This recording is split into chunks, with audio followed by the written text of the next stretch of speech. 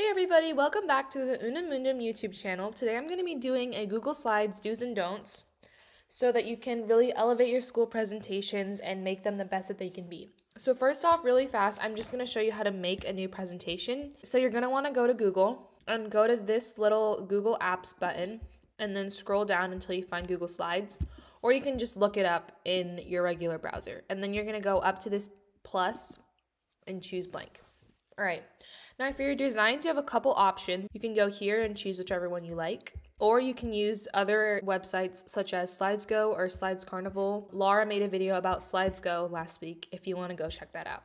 So now for the actual content, I'm going to start off by showing you a couple bad examples. So these are some of my older presentations. Maybe they're not as good, and I'm going to tell you why.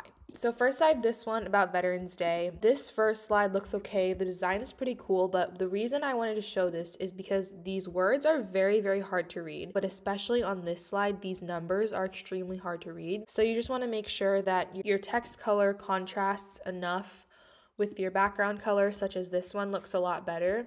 That way you can really make sure that you can read everything. Again, this part is really hard to read, so we just want to avoid that. Here is a good example. So these words are all very easy to read. It's not too fancy of a font. That's another thing. Don't use too fancy fonts. It can be very, very tempting to go in here and go through your fonts and choose pretty cursive ones like this one.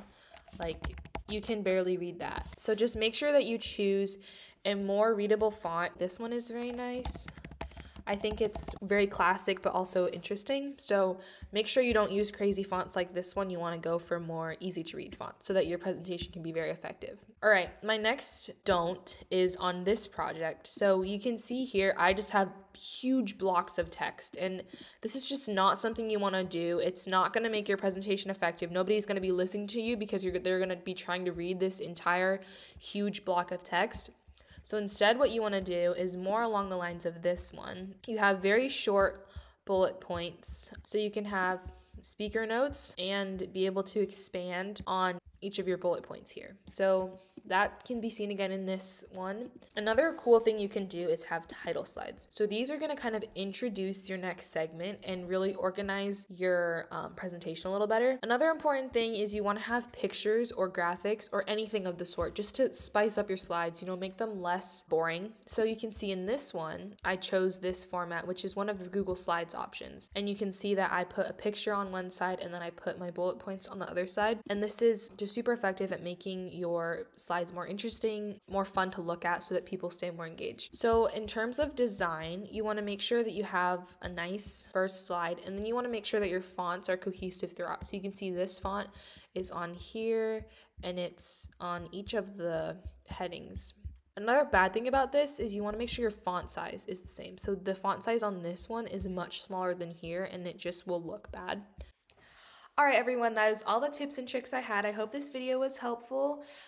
Make sure you comment with any questions and we will be sure to answer them. Or you can email us at team@unamundum.org, which is listed on our website. If you would like to donate to our cause, please visit our website once again. And yeah, make sure to follow all our socials and have a great day. Bye.